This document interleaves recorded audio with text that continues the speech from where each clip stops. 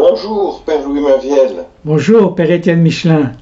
Merci d'avoir répondu à la sollicitation du Centre spirituel de Notre-Dame de Vie, qui vous invite à raconter l'histoire d'Henri Grialou, devenu le bienheureux Père Marie-Eugène de l'Enfant Jésus, en particulier de 1919 à 1924, pour nous permettre d'entrer dans une découverte plus vraie, plus complète de son existence à cette époque-là, après la guerre de 14-18.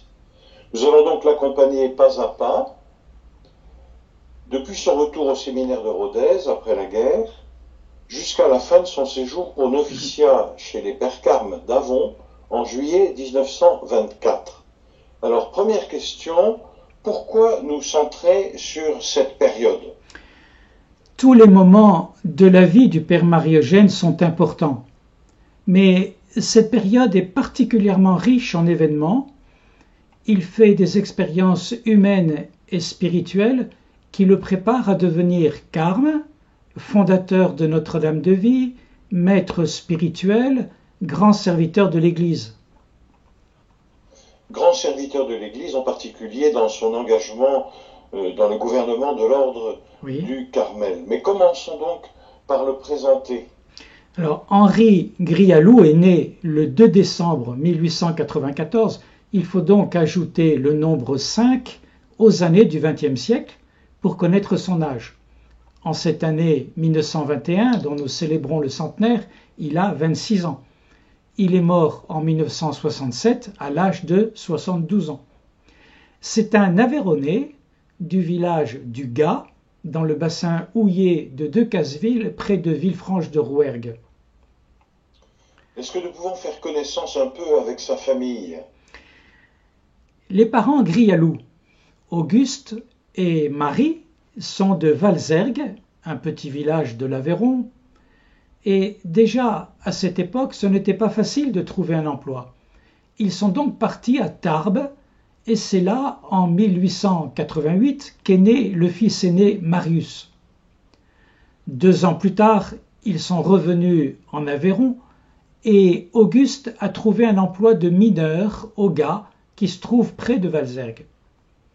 En 1893, naît une petite fille, Angèle, suivie d'Henri en décembre 1894.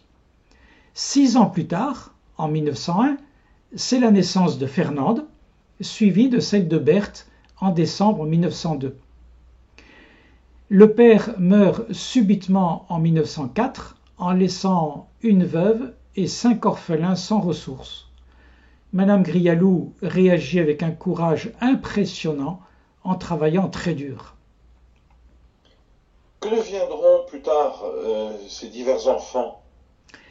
Marius, le fils aîné, travaillera aux aciéries du Gaz, puis entrera à la SNCF. Il s'est marié, il a eu une fille et il est décédé en 1961. Angèle, la seconde, a trouvé un travail à Paris et s'est mariée. Elle est morte en 1923, à 30 ans, en mettant au monde ses 2 jumeaux qui sont morts aussi assez vite. Fernande a arrêté l'école à l'âge de 13 ans pour travailler. Elle aussi est partie à Paris où elle s'est mariée. Elle a eu une fille. Fernande a vécu suffisamment longtemps pour pouvoir donner son témoignage pour la cause du Père Marie-Eugène. Elle est décédée en 1994. Quant à Berthe, alors ? Berthe, la dernière, est née prématurée. On l'a baptisée tout de suite en lui donnant Henri comme parrain. Il faut souligner ce lien de grâce qui unit désormais le parrain et la filleule. Berthe entre dans l'Institut Notre-Dame de Vie en 1939 et meurt en 1958 à 55 ans. Berthe jouit d'une vraie réputation de sainteté. Alors Henri, lui, dès sa petite enfance.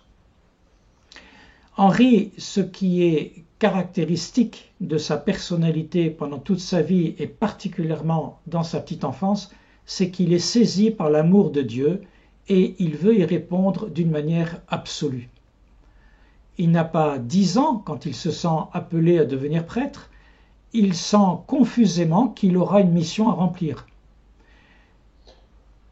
Mais la famille est pauvre, donc ça doit poser des problèmes. De fait, à cette époque-là, le petit séminaire était payant pour les familles et les études coûtent cher. Sa mère ne peut pas les payer. Et donc Henri n'hésite pas, à l'âge de 10 ans, à lever le doigt quand un père spiritain passe dans son école de village pour demander qui veut faire des études gratuites pour devenir missionnaire. Mais il y a une condition pour cela, partir dans le nord de l'Italie, à Suse, près de Turin. Et Henri accepte donc, et pourtant il n'a que 10 ans, et il faut avoir une forte soif pour servir Dieu de cette manière. C'est loin, mais j'imagine que le voyage a été bien organisé quand même pour ce jeune enfant. Même pas, parce qu'il y a eu une erreur de malentendu, et donc le fameux père spiritain qui devait l'emmener en Italie ne s'est pas présenté à la gare quand Henri était sur le quai. Et c'est très impressionnant, mais ce petit garçon de 10 ans est monté tout seul dans le train et a fait les 600 km tout seul, a passé la frontière. Les douaniers, évidemment, ont été très étonnés de voir un enfant avec une valise qui passe la frontière. Ils lui ont ouvert sa valise, ils ont tout chamboulé. Non, il n'a pas froid aux yeux, cet enfant, c'est clair. Au bout de 3 ans... Alors il reste un certain nombre d'années? Alors, il va rester pendant 3 ans chez les spiritains, soit en Italie, soit en France. Mais il se rend compte qu'il n'est pas fait pour devenir spiritain. Alors il rentre à la maison et sa mère décide de le mettre en apprentissage. Henri ne renonce pas à sa vocation, il accepte donc de travailler, mais avec l'idée d'économiser pour pouvoir rentrer au petit séminaire dès qu'il aura assez d'argent. Sa mère l'apprend, cela la touche et elle accepte de travailler très dur, encore plus dur, pour payer la pension d'Henri. Qu'est-ce qu'elle faisait comme genre de travail? Il faut mesurer ce que ça signifie, parce qu'elle travaille jour et nuit, elle lave le linge des gens du village. Pour ça, il faut arriver au lavoir, la première, à 5 heures du matin, pour avoir la bonne place entre le bac de lavage et le bac de rinçage. L'hiver, il faut casser la glace, il faut plonger les mains dans l'eau glacée. Quand la lessive est finie, Madame Grialou part dans les fermes pour faire la cuisine du cochon. Elle a été héroïque et elle a dit avec raison que Henri est celui de ses enfants qui lui a le plus coûté.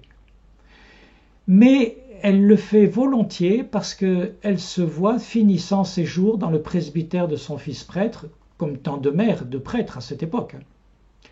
Cependant, ce n'est pas la seule raison. Il y a surtout un lien unique entre Henri et sa mère. Sa sœur Fernande témoignera, tous les deux, ils avaient vraiment une préférence l'un pour l'autre. Mais c'était admis chez les frères et sœurs, et nous n'avons jamais eu l'ombre d'une jalousie. Ainsi, Henri a appris tout petit ce que veut dire être aimé. C'est une expérience qui le marquera. Donc, Henri veut être prêtre.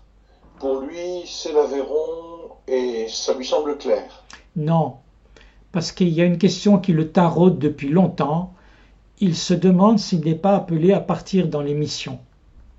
Alors déjà, au petit séminaire, quand il a 15 ans, il se pose la question de savoir s'il doit rester en France ou s'il doit, là-bas, bien loin, en pays étranger, porter la bonne nouvelle et faire aimer Dieu aux peuples qui ne le connaissent pas. C'est une phrase de lui, cela? Oui, c'est une lettre qu'il a écrite à son ami Gabriel Saint-Hilaire, qui est un ami du petit séminaire, mais qui est ensuite parti dans le diocèse d'Auch pour faire sa formation sacerdotale. Et donc nous avons beaucoup de lettres d'Henri à Gabriel. Alors maintenant, il franchit le petit séminaire et il arrive au grand séminaire. Est-ce que cette question des missions l'a quitté? Elle ne le lâche pas. Mais une seule chose compte, être l'instrument du bon Dieu. Et il écrit donc à son ami Gabriel, On m'a dit que Dieu m'appelait au sacerdoce. Cela m'a donné du courage. Aide-moi à en remercier Dieu. Mais Dieu ne m'appelle-t-il pas dans les missions? Je me le demande quelquefois depuis quelque temps. Je ne voudrais pas être infidèle, mais les difficultés sont si grandes que mon pauvre cœur en frémit.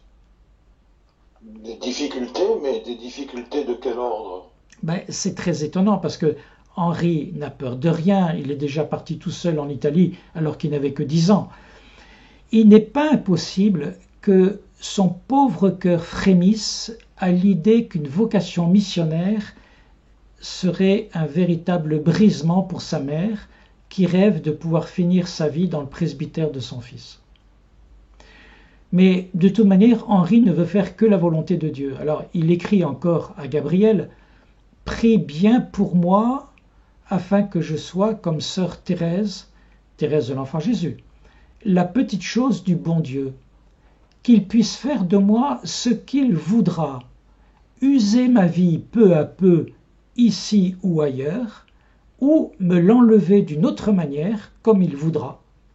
Demande pour moi cette conformité parfaite à sa volonté. » Alors donc, nous sommes en quelle année? Nous sommes Là, en c'est 1913. 1913, 13 et 5, 18. Donc Henri a 18 ans. Qu'est-ce qui se passe maintenant? Alors, à 18 ans, il part faire son service militaire. Et son service n'est pas terminé que arrive la guerre de 14-18, pendant laquelle il va connaître les souffrances, les horreurs, mais aussi la bravoure et la solidarité des tranchées.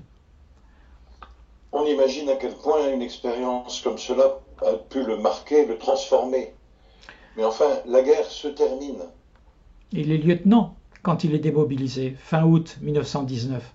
Et c'est vrai qu'il rentre au gars mûri, buriné, avec une grande expérience de la vie et des hommes. Et il doit prendre une décision pour son avenir. Il y a déjà réfléchi pendant la guerre, surtout pendant la dernière année, dans l'attente de la démobilisation. Est-ce que l'on peut dire qu'il hésite sur sa vocation?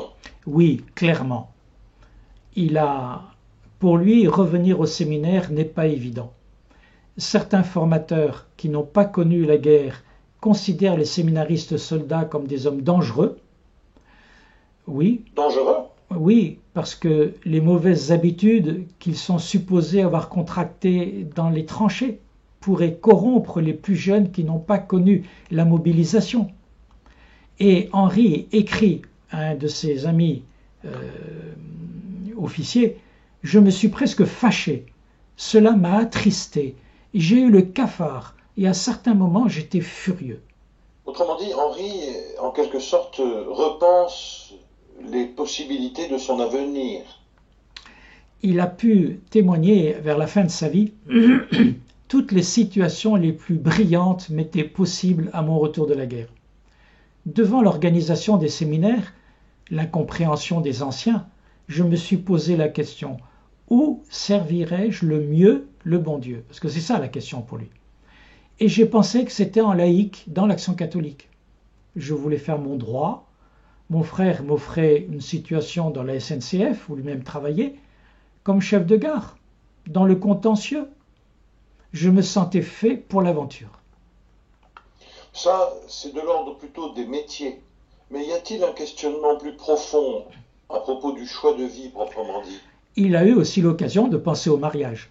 C'est un jeune officier brillant. Des femmes d'officiers espéraient que leur fille remarquerait ce sympathique officier.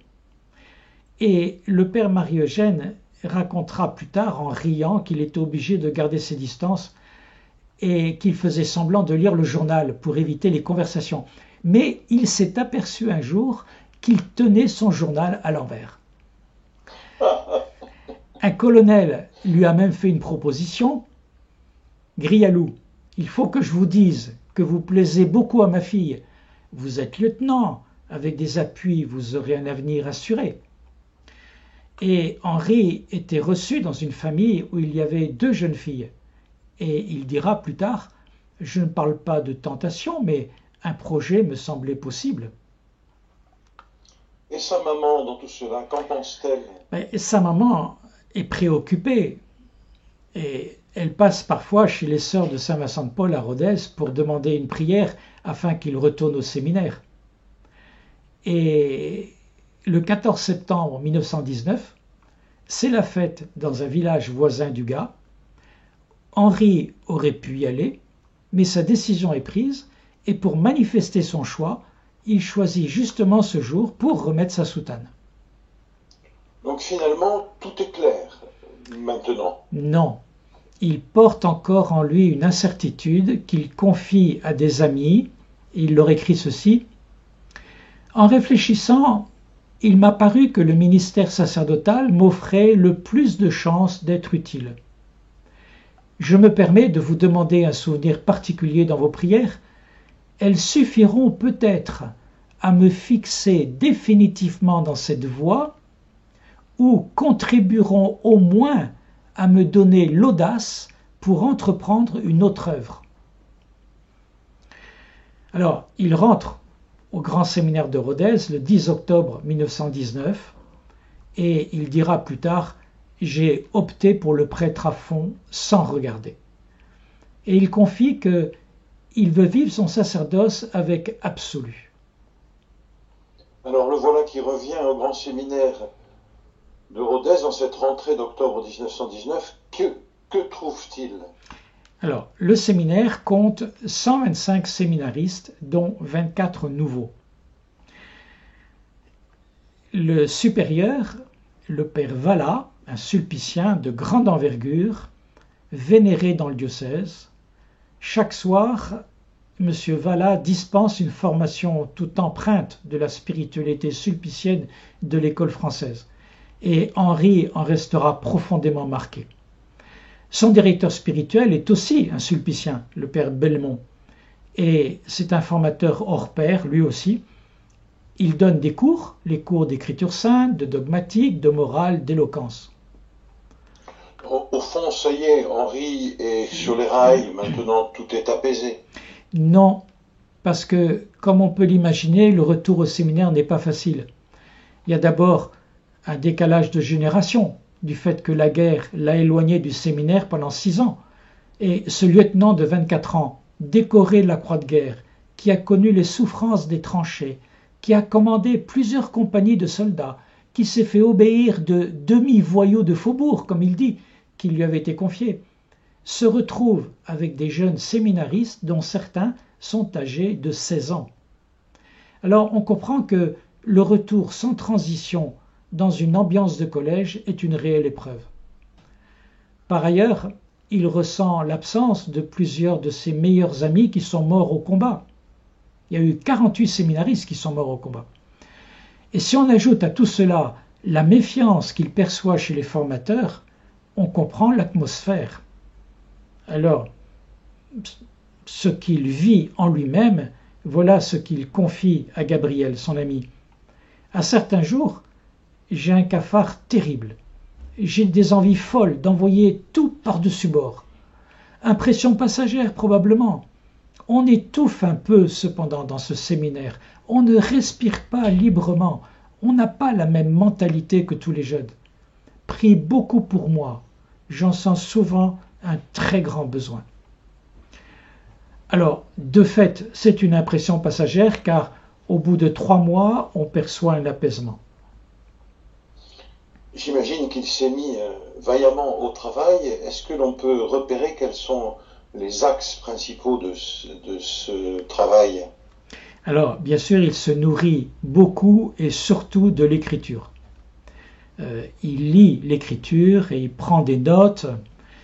Les tranchées ont eu raison de sa mémoire, mais il se rend compte qu'il n'a quand même pas perdu son temps pendant la guerre parce qu'elle lui a enseigné ce qu'il appelle des choses utiles.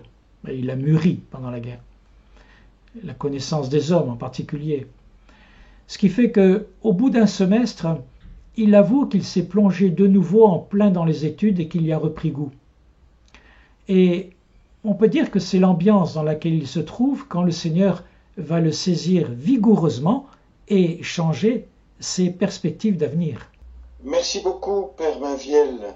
Nous nous retrouverons dans notre prochain épisode où vous nous parlerez de ce moment où le Seigneur effectivement est venu bouleverser en quelque sorte les perspectives d'avenir du séminariste Henri Grialou cette nuit du 13 au 14 décembre 1920. À bientôt. À bientôt.